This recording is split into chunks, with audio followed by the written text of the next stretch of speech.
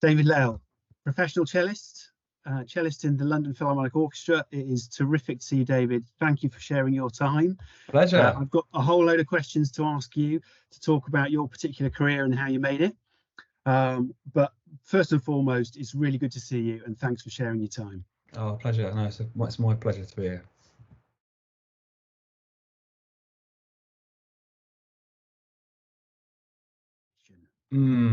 Well, it's actually it wasn't as clear cut as you might imagine. I didn't really take the cello as seriously as I should have done or wanted to until quite late on, really. I mean, I started learning the cello probably around about 8, although there's pictures of me playing the cello before that, but you know, not in earnest. I started learning with Chris Foreman, who was a county county music. I know Chris. Yeah, and it's really thanks to Chris and my parents who sort of kept me going by hook or by crook throughout school, and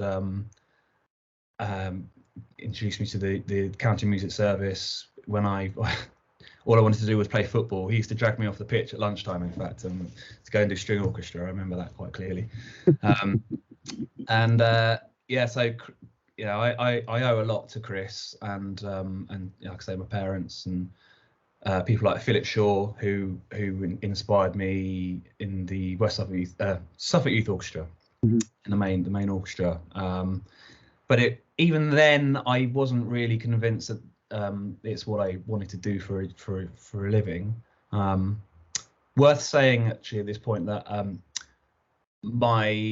couple of my uncles were professional and still are, in fact, string players. One was principal cello of Queensland Symphony Orchestra in Australia, and the other uncle was in the Britain Quartet, viola player, and now he works in doing film sessions and whatnot in London. And so there was always in my kind of peripheral, vision and knowing that it was actually possible for people to earn a living playing classical music. Strong role models, right? Yeah, they were. Although they always, I mean, I remember my uncle Pete trying to convince me to do business instead of music. And my uncle Dave, who was a cello player, he's got the same name as me as well, which is quite confusing, especially from the generation that of people that knew him. Yes, of course. When I was merely, running around playing football in the playground school. He was in Australia, so he really no one it was never really carved out at all for me. It's kind of a strange situation in that sense. There was no pressure whatsoever to do it. In fact, yeah, like I say, it was probably the opposite. So I think when I went to I did GCSE music, and then I was torn whether to do A-level music at all, frankly. But I really enjoyed A-level music at Keggs. I went to Keggs in Bury St Edmunds, and Wyn Rees and Mark Hurd and Jenny Francis were in the music, in charge of the music department there, and they were really inspirational to me too. So I've got so many people along the way that to thank for my keeping me going, really, because it was like I say, it wasn't something that was really driving me from a young age. I just kind of kept on doing it, and then actually I applied to do American studies at Nottingham University. That was my first choice, and I didn't get the grades. I got 3 B's and a C, and I needed A, B, C in A-levels. And so I took a gap year. I went to Australia, funnily enough, and stayed with my uncle. I was going to say, was he out there? At the time? He's in Brisbane. And I was still doing SYO. I was getting to, I mean, I could talk to you for hours about SYO and how inspirational that was to me. It really was the thing that that for a lot of people in my colleagues, my friends in SYO at that time, with Philip Shaw, who was just such a force of nature, terrifying, but hugely inspirational. You know, and we didn't probably really realize it at the time. It was more just the fear factor of not getting it wrong. Trying to play Tchaik 5 when you can barely play, you know, C major scale. Yeah. It was really, that was the game changer for me, was SYO. I still was doing SYO when I was on my gap year, and I think it was then I had to reapply for university, and I thought, well, why don't I try, you know, music. I got good grades. In music, I was, you know, I was starting to enjoy it a lot more. Okay. And take it. I mean, I'd got my grade 8, and I'd done a few competitions, and so, you know, I wasn't totally anti cello at all, but I had other interests as well. Yeah, sure. Okay. So it was that period. So when I was on my gap year, reapplying for university, I in the end plumped for a joint honours degree in philosophy and music at Leeds. Oh, okay. And so there, and another twist of fate in that sense was that the cello teacher at Leeds, I think my mum actually found this out. So again, her to thank for that. Was Anna Shuttleworth, who was an absolutely pedagogical teacher, you know, hugely revered. She'd retired from the Royal College of Music as professor of cello, to move up to Leeds to be with her husband, who was a professor of physics at Leeds or something like that. Okay. So it was just by chance, really. Although I don't think it was by chance, like I say, because my mum found it out. Sure. Leeds is quite good, you know. So this, and she really changed everything for me. Dear old Anna, who passed away a couple of years ago now. She just changed my whole perception of what was possible. You know, thinking of, you know, was I going to do computer science even? I was thinking of that, which is ridiculous. I'm terrible with computers. I mean, to cut a long story short, I really didn't know what I wanted to do at all. Okay. It was just that cello was always there. It was the constant, I guess. And I, you know, realized that once you put in a bit of practice, if you've got a desire to do it, and like I say, my interest in it increased through doing SYO and getting better, being able to play more of the notes.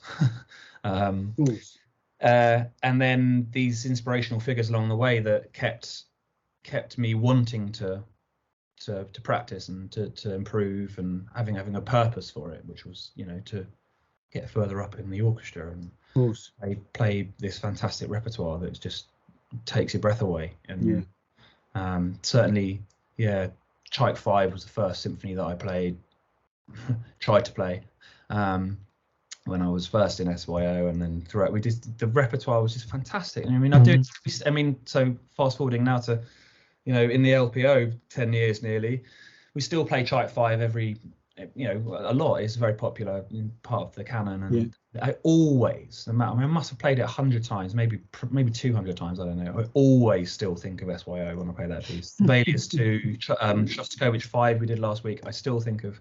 Oh, we're doing Shost 5 this year. Are you really? Yeah. I mean, we're doing the second movement, but yeah, we've got Shost 5 in this. Fantastic. Yeah.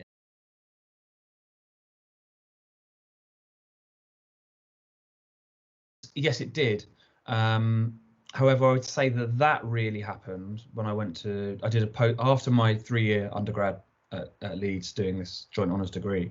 I then went to Guildhall to do 2 years postgrad with Louise Hopkins, again, who I owe everything to, as well. And that was really when it dawned on me, I mean, immediately, that this wasn't going to happen unless I dedicate everything to it. When I did know that, but it's a different environment. When you're at university, when I was kind of the big fish in the pond, and then I felt like I was completely at the bottom of the pile at doing postgrad, even with some of the undergrads coming in year one, Yeah. first year undergrads.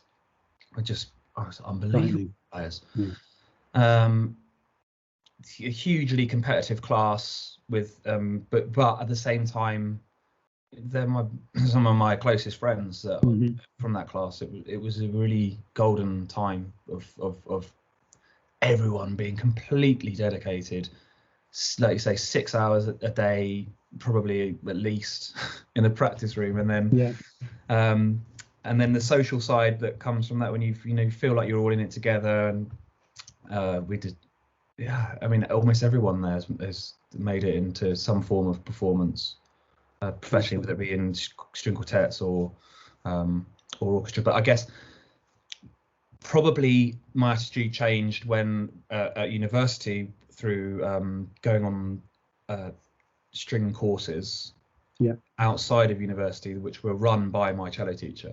Okay. And that was when I kind of realized the level that was out there, because having not gone to music school or music college, didn't really appreciate just how high the level was, and it's kids coming in that were 4 years younger than me, just playing what I thought was just perfectly,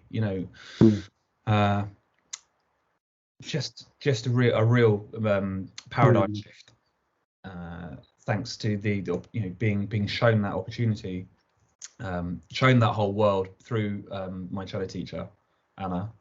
Yeah.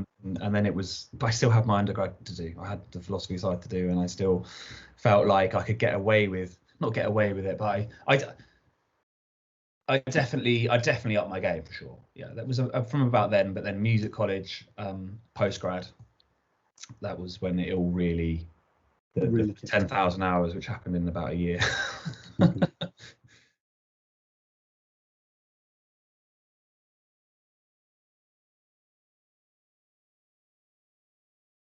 I applied for this position in an orchestra called South Bank Sinfonia, which is a kind of bridge between music college and the profession, set up by Simon Over, who, I think I was the fourth year of that, and it's still going now. So we're on SBS 20 something or other. Incredible institution. They pay you a bursary to basically, it functions just like an orchestra, professional orchestra. So a concert a week or 2 concerts a week, rehearsals during the week, some tours, some recordings. And you get a monthly bursary. I mean, it's just about enough to survive on in London. Okay. It certainly was then. I mean, now I'm not so sure. I mean, sure. But incredible opportunity, and there's 3 cello positions, and thankfully I got one of them. So that was an amazing opportunity to kind of cut your teeth with less jeopardy than there would be if I'd just gone straight into the deep end, which I kind of did as well, because I managed to get on some orchestral extras lists. So one piece of advice that my uncle gave me in Australia was to write to the principal cellos of all the London orchestras asking for a lesson. If they would be up for me coming along for a lesson, playing to them, and as a consequence, if they like your playing and they like your character and feel like you could fit in, a lot of that's a great piece. It is fantastic, and because him being a principal cello himself, he that's how he functions, and it's giving people a chance at, everyone knows how hard it is, to get into playing in a professional orchestra. Absolutely, I'd say cutthroat's the wrong word, but the competition is insane. And any leg up that you can be given, it's just, you have to grab it. And so thankfully I applied to I didn't even cheat. At Guildhall we had a couple of orchestral excerpts classes, and one of them was taken by Sue Monks, who's just left her position as principal cello of BBC Symphony Orchestra, and I got so much from it. It was fantastic, and I actually, as a consequence of that, I wrote her a letter, kind of at the same time that my uncle suggested writing to the principals, and she came into Guildhall and gave me a 3-hour lesson, didn't charge me, and said she'll put me on the extras list. And it's things like that that really take your breath away. She's an incredible person and my favourite cellist, I think, that I've worked for. Sure.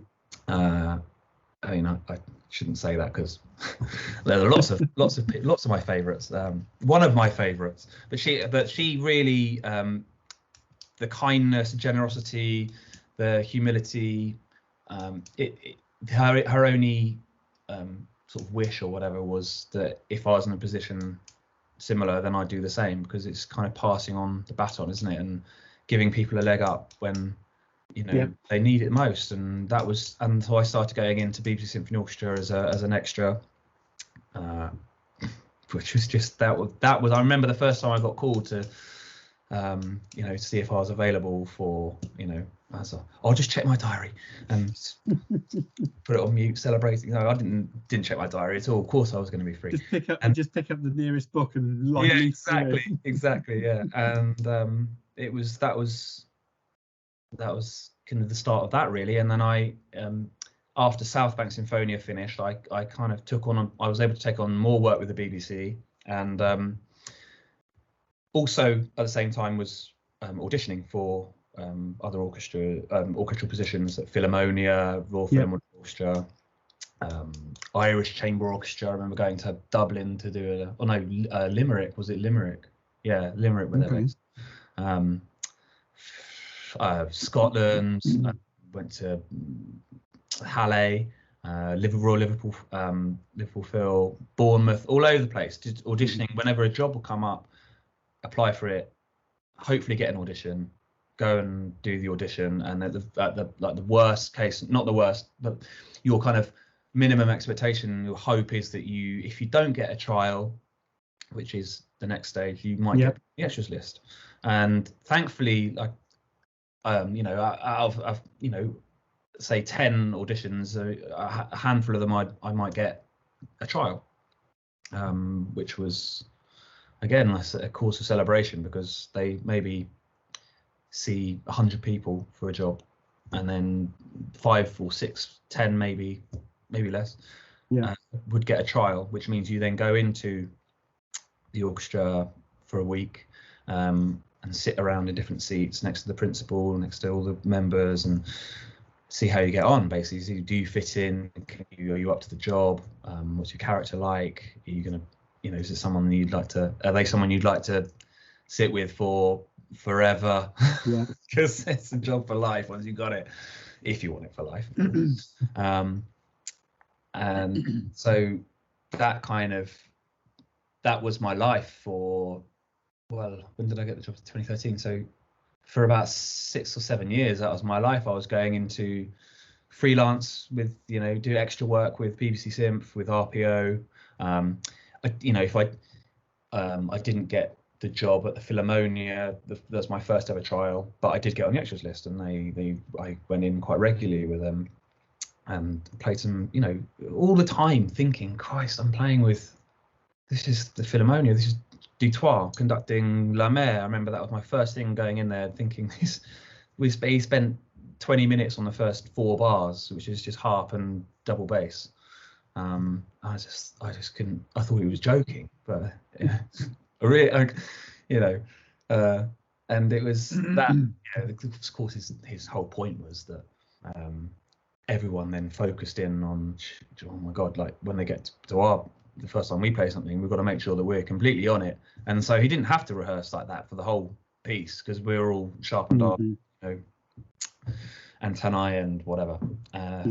So just seeing some incredible experiences playing the magical repertoire that's out there, fantastic conductors, all green as you like, just making mistakes, but not as many as I would have done had I not done South Bank. Sure. I'm talking, not just talking about just slips and spares or wrong notes, but social mistakes, faux pas, whatever it is, turning up late, or that was South Bank Sinfonia. Really, it was just such a fantastic. I wish there was more institutions like that, orchestras that were set up as a bridge between the college and the profession, because you can't. How can you expect someone to know a priori how it works? You don't get taught that at college, just like you don't get taught how to do your tax return at college. I remember that was just an absolute shock, that finding out that I had to do this tax return, and then all my receipts and expenditures and paying accountants, this and that, just seemed just didn't get told that at all. This is the way that the world is. Learning on the job, isn't it?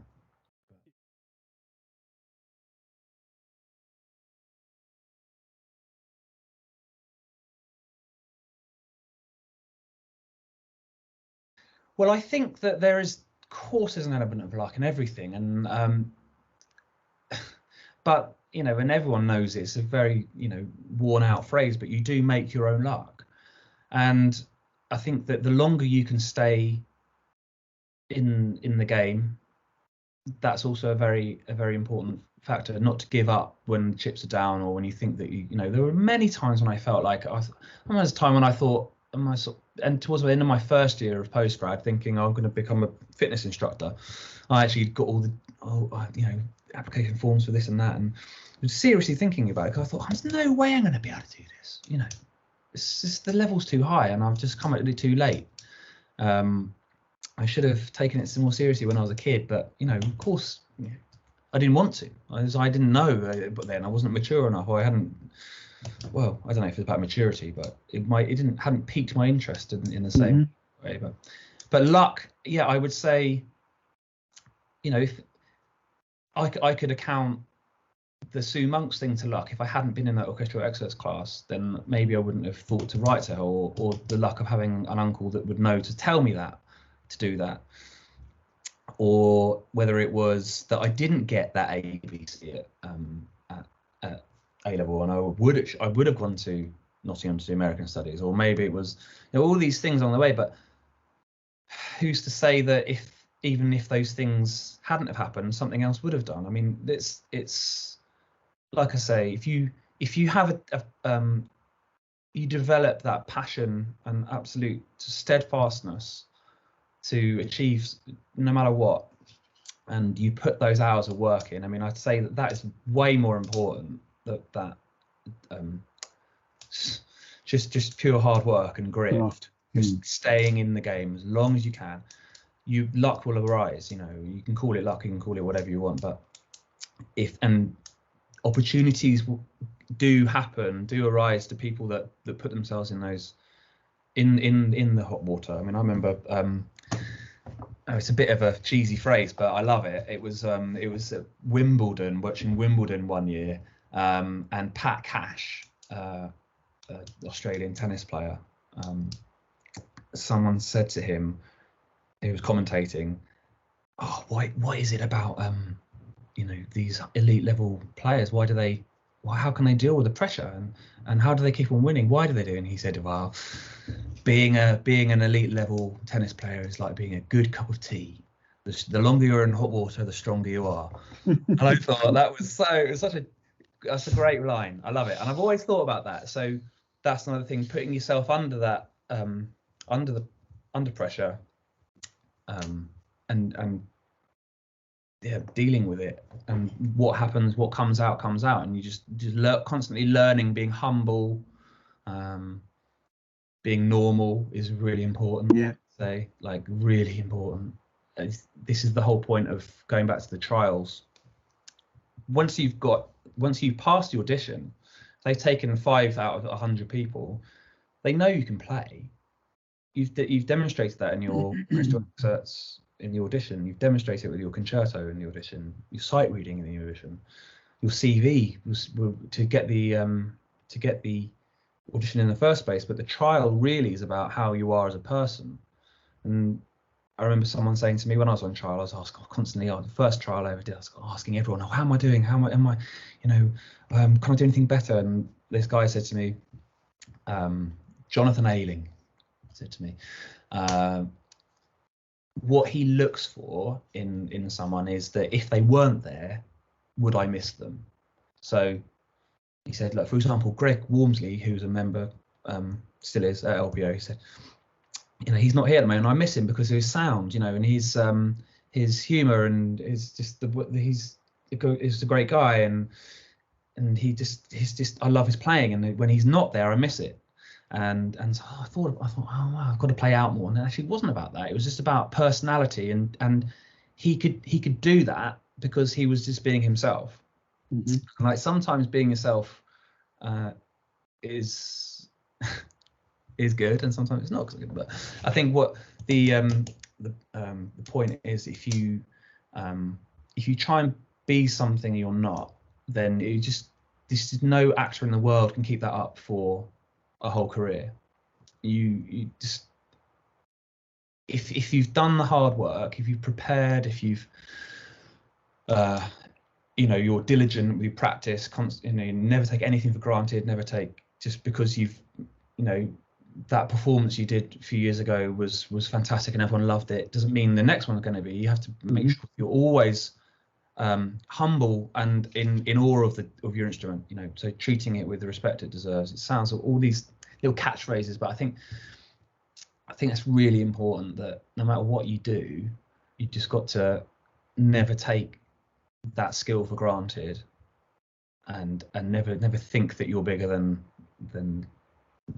just because you feel like you've made it or whatever. It can all end.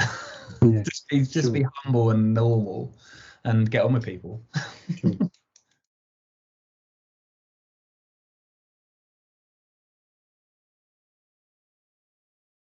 I'd say that the obvious sacrifices are, for me, are the unsociable hours and touring. So for family life, I have a family, young son. Well, he's 11 now. He's not that young. Okay. But so being away on tour is, fantastic, and what a privilege. Tour the world, see the world, playing fantastic music with your friends. But it is, it's a sacrifice. And it's hard on family life, and thankfully we've got a very understanding wife. If you choose to do something like music, then there's always going to be jeopardy, because there's no certainties. If you go and if you do a business degree, if you do an accounting degree, you pretty much know that you will get a job somewhere doing that. But with music, that's the beauty of it as well, is that you end up doing it for a job. You never really have to work again. It's, of course, I'm saying that through rose-tinted glasses because, my wife would laugh at me for saying that, because, it's still a job and it's still hard work, and there are times when I don't want to play Chike 5 or whatever. But, I never for very long do I take it for granted. Always, it's a very humbling profession in that sense, because it's just at the end of a concert, stand up and look out, and these people are beaming, and you're playing with this fantastic orchestra. It doesn't last long, the cynicism at the moment.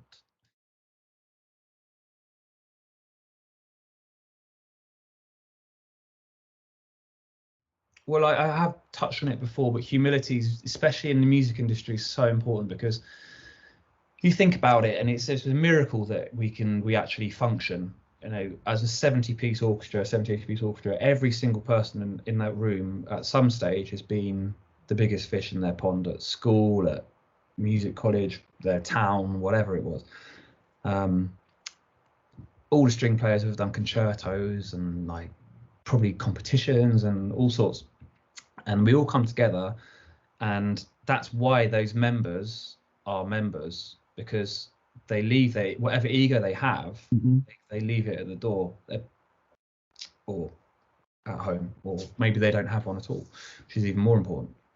But they that balance, that kind of magic balance between having confidence and like a certain, isn't it, ego is probably the easiest way to describe it, but you being confident and able to produce, especially if it's like the wind soloists or whoever, the leader, principal cello, having the confidence to perform, at an elite level, but the humility to get on with everyone and not be that person that everyone's just can't stand, But the reason why they're there is because they've passed the trial.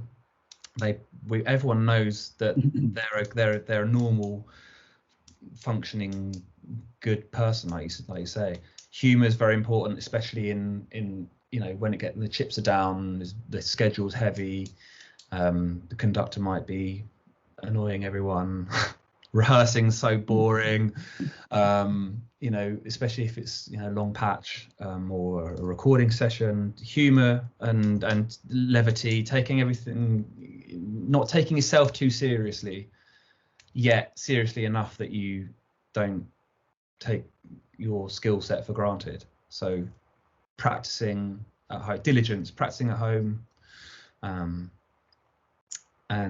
not being I can't think of a polite way to put it. Sure. Not being a you all know where you're going.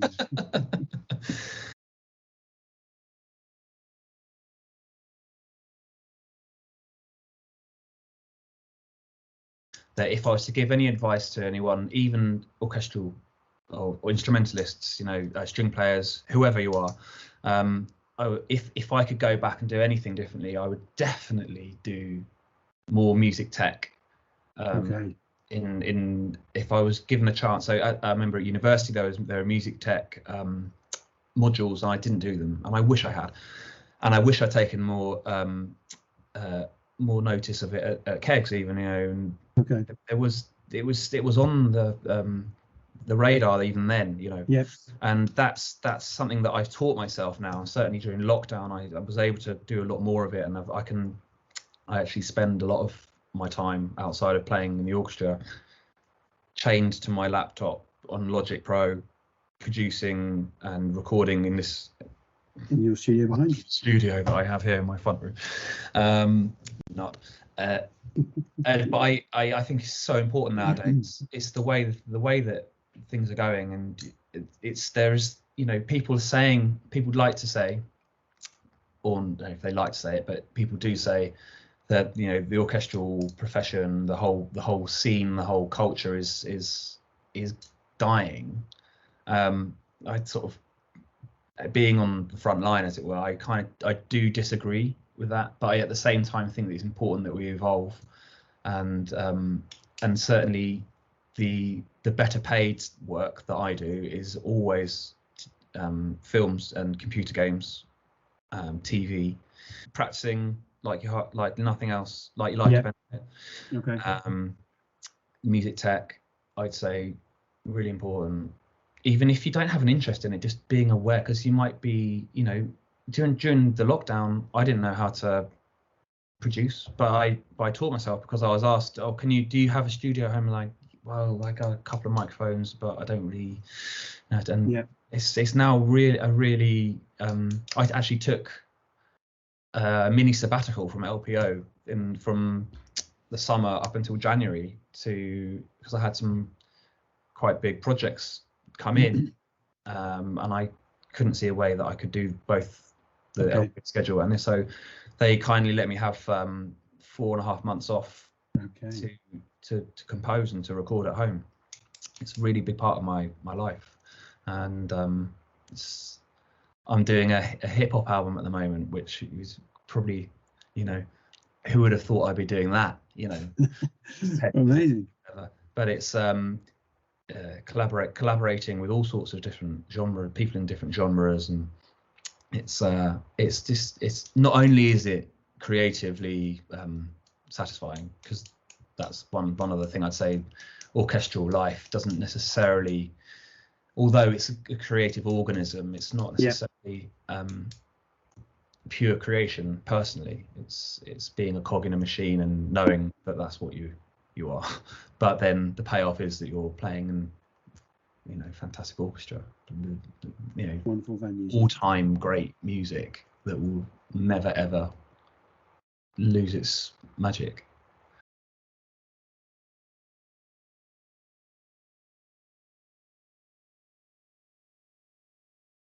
Oh well, I mean, or let's say each week. No, practice every day, even if it's just for 20 minutes. Okay.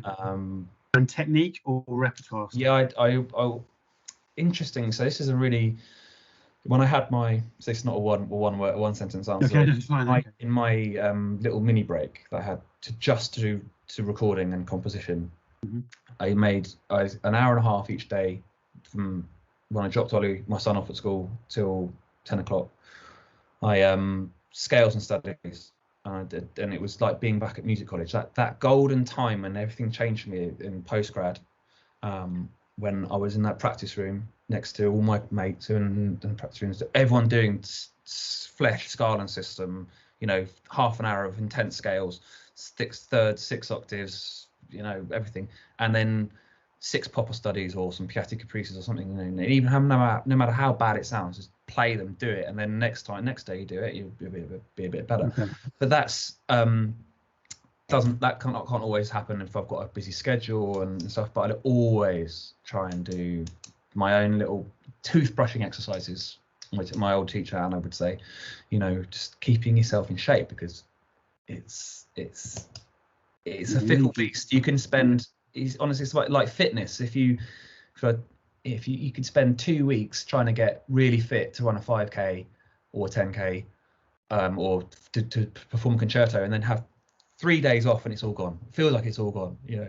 So it's a constant topping up of your skill set. Just you know, an athlete wouldn't not train. Sure. You know? So wouldn't run race and take 3 weeks off. Yeah. It doesn't happen. Yeah. Great. David Lale, it's been really excellent to talk to you. Thank you so much for sparing your time for the Suffolk Alumni series. I can't remember what episode you are, David, but it'll be out soon. And it's been absolutely fascinating to hear your take on things from someone in such a niche and such an important career as yours. It's really lovely to hear. So thanks for taking the time. It's my pleasure. And I just want to say that, and I know I've mentioned it before, but I do owe so much to Suffolk Music and Philip Shaw, Chris Foreman, everyone that was involved at Kegs, and those guys in particular. That was my inspiration, and all my friends in youth orchestra. That was the thought of prospect of doing that for a job, you know, was what really inspired me. And so terrific. Thank you to SYO, Suffolk Music, and long may. I will bask in that thanks, reflective thanks, because I can't claim to actually have contributed anything at that stage. But yeah, great to see you, David, and very best wishes for the future. We will watch out for you on TV and keep in touch. Yeah, definitely. Love to. Awesome. Thanks so much.